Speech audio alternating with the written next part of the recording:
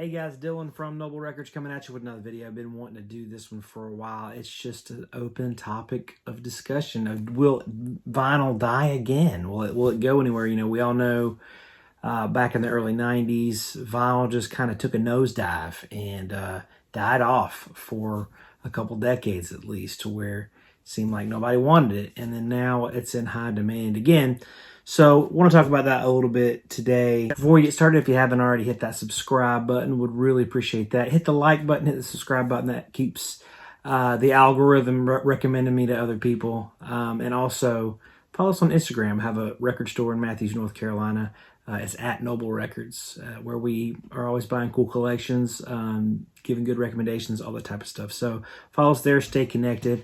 And through the course of this video, send me a comment. I really want to hear what you guys have to say about this. It's a very interesting topic, in my opinion. Obviously, I've staked my entire life on vinyl not dying. My whole life has revolved around records, you know, my money anyways, owning a record store and all that stuff. My well-being kind of lies in the well-being of vinyl, you know. So I'm going to show you some of my favorite records here, but also they're kind of my note cards to go by of, you know, why each one kind of stands for, why I think that vinyl is probably here to stay for it, you know, for most of us anyways. So, you know, there's a lot of things that draw people to vinyl, right? There's a lot of things that we love about it. I think that there is kind of a balloon in the vinyl industry right now, to where a lot of people that are collecting it that might not stick around. You know, you've got a lot of the younger generation that are, you know, buying Crosleys and buying Walmart reissues and things like that, that they are either going to grow and their vinyl collecting is going to go off the rails like us, or they're going to kind of sell their records and give up on it when they go to college or whatever. And then, you know, so it pretty much goes either way. Or, I mean, like, you know, for me, when I was young, I collected records my whole teenage life. And then when I went to college and got married, I kind of put it down. Then later in life, I realized how much it meant to me. So I came back to it. But, you know, I think that it's a good thing that so many kids and young people are into it. But I do think that, you know, a lot of the records, like popular records now, they're getting, you know, like the Adele record that recently got 500,000 copies pressed. You know, I think those are going to be dollar bin records in the future. I think that they're going to be like, you know, Barbra Streisand records. They're a dime a dozen. They're everywhere. Doesn't mean it's not good music. It's just everywhere. So I think that the vinyl market is going to kind of level out, and some things might change, but I don't think it's going to leave us. I thought I'd show this one. I've shown it in a couple other videos, but this is my very first record. I remember being in Goodwill with my mom. And I kind of was talking about, you know, that my aunt had a record player and I really liked the records. And my mom was like, well, let's look next time we're at Goodwill, because we hit Goodwill all the time. And which, if you're not, I don't know where all Goodwill goes, but it's in North Carolina. It's a thrift store. So we kind of looked through it, and she pulled this one out, and she's like, you might not know this song, but you will love it. It's American Pie, Don McLean. And I'd heard it on the radio. I knew what it was, but I remember holding it in my hand, and it's got this like 45 adapter kind of, you know, it's on there for life. But I remember holding it in my hand and looking at it and thinking, man, that's so cool. And thinking the music is right there. Like, it's in those grooves, and I don't understand it. You know, I remember CDs I didn't understand, but I just assumed it was something that had to do with a computer reading data off of some. I mean, I didn't get that either, but this seems so much more tangible to me. It was something that I can't describe what it was. Just, I had this connection with it, you know. And so one thing I really think is a significant attribute of vinyl is that it is so tangible. It's such a tangible thing that people that love music can really feel an attachment to. And so, like, to further that point, you know, remember, this record was huge for me. AC/DC, High Voltage. This is the American cover and release. But I had this when I was 12, you know, and I remember having this record and reading all these notes on the back, all this hilarious stuff on the back of, you know, the jacket. But it's so, like, I think that a lot of people, you know, I'll have people come in the shop and they're just kind of curious, you know, and then they'll pull a record out like this and be like, oh my gosh, I remember looking at the back of this record, and they get a blast from the past. You know, nostalgia is a huge part of it, and it's just something that takes you back to a simpler time. People can just feel, you know, that connection. Another huge component of it for me, and I know for a lot of other people, is just the discovery of new music. And there's nothing like flipping through records and then pulling something out that the cover compels you and thinking, I don't know what this is going to sound like, but I'm into it, you know? For me, this was a huge one. For me, this is called Sacred Mushroom. This was years and years ago. I was flipping through a box of records and pulled this out, and I was like, yeah, that's coming home with me. Unreal looking cover. And I pulled it out and I looked at it, and I never heard it, never didn't know what it was, but I knew 13th Floor Elevator, Psychedelic Sounds. That's what it reminded me of. And I was like, this has got to be a crazy psychedelic record. And boy, was I right. I ended up being one of my favorite finds ever. It blew my mind. Love this record so much. So that one, the only reason I picked it up is because the cover. I had to, you know. So I could pull out 1,000 records out of here that are that way, that I just was looking through. I'm like, what the heck is this? And I grabbed it just because it spoke to me. So I think discovery is such a huge part of it. You know, when, you know, some people, I mean, even I discover music online. Like, people will send me links and all that stuff, and there's nothing wrong with that at all. But there's nothing like buying a record just from what it looks like and thinking, I am going to go home and experience this and figure out what this is all about. Another really compelling part of it is, you know, people are collectors and they do like the different pressings and covers and all that stuff. For me, I am a diehard Stone Cold Led Zeppelin fan. This is just one of their records, House of the Holy. This is a regular U.S. pressing. Nothing special about it other than it's a clean copy. This is the Brazilian pressing, which has a really cool blue font at the bottom. Would you look at that? And the gatefold's black and white. Huh! And then the label is just this Atco label. So pretty cool pressing of that. I mean, it's just something that I remember finding that and thinking, that's different. I gotta have it. This is the Australian pressing, which is pretty much the image from the inside gatefold, but that's the outside of the jacket. It's just a rare, I don't know if it was a mispress or what. I've never seen another one, but I found that and had to have it. You know, Japanese pressing of it with the obi and the strips and all that. And then the audiophile pressing. This is a 200 gram Classic Records pressing. This is the best sounding copy of this record to date. Which, also, side note, highly debatable that vinyl is the best sounding format. I think technically tape is the best sounding format, but that's a high quality tape that most people can't get into their homes. So I think that as far as like the level of accessibility and ease, vinyl is the best sounding format that is commercially available, in my opinion. Some people disagree with that. That's fine. Like I said, opinion. But the sound quality on this is unreal. And, you know, vinyl in general, I mean, there's something about the sound, whether, you know, if I've had people debate back and forth of whether it sounds better or whatever. Regardless, a lot of people think it sounds better, and it sounds better to them, and it might as well, even if it's on your head. But it's not. Anyways, next compelling argument is the thrill of the hunt. I remember this was just a few months ago.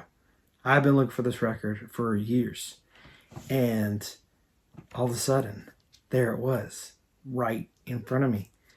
All I had to do was seal the deal and make it happen. This is Hank Mobley Soul Station. Probably my best find this year, if I'm being honest. And the fact that I found it in person and I didn't have to go online and buy it or anything like that. This is a Blue Note jazz record. It's a deep groove. And it is super, super, super clean. This is a holy grail jazz record. And I looked for it forever and I wanted to find it in person. There's just something about finding it in person. And when I was flipping through records and there it was, and I held it in my hand and I was like, I cannot believe that this is happening. And then I have this record, and it's in my hands right now. You know, so the thrill of the hunt keeps you going, and that feeling you get when you find one that you've all been wanting for years, it just perpetuates it, you know. So that's a big factor to me. Also, things like this. This is a what they call Zamrock. It's a very unique style of psychedelic rock from Zambia. This is a record from Ricky Ilalonga. It's called Zambia. It is fantastic. It's incredible music, and honestly, like, I think all the master tapes for a lot of the Zamrock stuff is gone. A lot of it was destroyed or lost or whatever, and so the records are really all that remains of it. I mean, if it weren't for the records themselves, the vinyl records themselves, a lot of this music would have been forgotten. Nobody would probably know what it was. People that lived in Zambia would maybe remember it, but all the other parts of the world never even knew this existed. And so because of vinyl and because of record collecting, these records have spread and people collect them and people know about it. And it's important. It's important that what was going on, this is such a huge story. I need to do a video on Zamrock, but what was going on with the politics in the country and all this stuff when this record was recorded. Zambia was trying to develop their own culture and their own music. They didn't want the records that were imported from the UK. They didn't want the records that were the music that was from the States or UK or anywhere else. They wanted their own specific sound. So they took the sounds of Jimi Hendrix and James Brown and the Beatles and Deep Purple and all those, and they let that music influence them, but they blended it with their traditional style music and created this incredible type of music. And we are better for knowing it. It's incredible. So these records are amazing and they should be preserved. And so a lot of times the records, you will find records that you're not going to hear on Spotify. Like this record right here when I bought it, it's called African Rock. There's no one knows anything about this record. I would venture to say I'm the only one who knows what this record sounds like. If you have this record, let me know. But I would venture to say I've never seen anyone else show this record. There's no clips of it anywhere on YouTube or anything like that. The only way you're going to hear this music is if you're holding it in your hand. And that's a huge thing. Like, I just don't think that's irreplaceable. You know what I mean? And like, finally, a huge point is the, not only the tangibility of a record. This is a record called Heavy Petting by Dr. Strangely Strange, which is on the Vertigo label, famously signed Black Sabbath in the UK. But the interaction of this artwork, is one of my favorites. But it just is this gatefold that opens up. Very, very, very cool, interactive. But the artwork of the record and like reading the liner notes, the feel of it, it's so much more of a presentation of the music than just listening to it on your headphones from iTunes or whatever. It's so much of a deeper experience and appreciation for a work of art than just listening to it on your headphones. So all that to say, there has been phases with vinyl, and I do think that there will be ebbs and flows and ups and downs, but for a lot of us, vinyl didn't go anywhere. Vinyl has been consistent. It has not gone, by the wayside. For a lot of people, they collected vinyl through the 90s I had people come in the shop all the time. They're like, I've been collecting records since the 60s and I never stopped. And that happens. A lot of people. So I think that if it's something that we hold in high regard and we cherish, I really don't think it's going anywhere. And then also, there are so many more collectors that are doing it now. Think about it this way. In the 60s and 70s and 80s, people listened to vinyl because that was the only format they could really have. Now, there were cassettes, there were 8-tracks and stuff for the car, but the main format and most accessible format was vinyl, a record. And then cassettes came along. They ran parallel with records for a long time.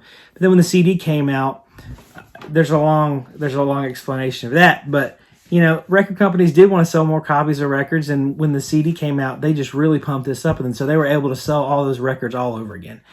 And so people were so mesmerized by the technology of CDs. And then the CDs went from CDs to MP3s to streaming. And it's all been, we've been gently directed towards ease. CDs are easier than records. And a lot of people say, we don't hear the crackles and stuff. It's just a clear sound, which is true. It's more compressed and you're not going to get the analog sound if that's important to you. But so we've always been nudged towards comfort and ease. But now I think the resurgence of vinyl is just a testimony to the fact that people care about the process, and the process is important. People care about the tangibility of something, and so they're going back to something that worked better, that records work better. They were able to experience the music better. Easy is not always better. I think the resurgence is a huge indicator that us as a society are realizing, okay, records are pretty cool, and having this big piece of artwork and this incredible sound of music is important. And so I see it as a good thing. And my point behind this is 60s, 70s, 80s, that was the format you had to listen to music on. That's what you had. Now people are choosing to listen to it on vinyl, even though there's easier ways to do it. So you have a lot of people that listen to records now, whether they want to say it or not, are record collectors. There are way more record collectors now than there were back in the 70s. A lot of people weren't record collectors. They just had them because that's what they had to have. You know what I'm saying? So now you have people that are actually collecting them. They want the first pressing, or they want the audiophile pressing, or they have a specific niche that they gravitate towards, and that's what they're focused on. And so they're collecting those things. They're bringing life back into old music. They're opening up pressing plants. It's an incredible thing for music lovers and record lovers. So hopefully you don't ever get out, if you're watching this and you're a vinyl lover, hopefully you don't ever fall out of love with it. I know that I am stuck with it for life. I have tried to quit several times and it just didn't take. Now I'm sicker than ever. So thank y'all so much for watching this video. If you enjoyed it, hit that subscribe button. Follow us on Instagram. Check out the links in the description to stay connected with us on social media, and you can buy t-shirts, hats, coffee mugs, stickers on our website. So that would be great to help support the channel. Thanks again for watching. We will see you guys next time.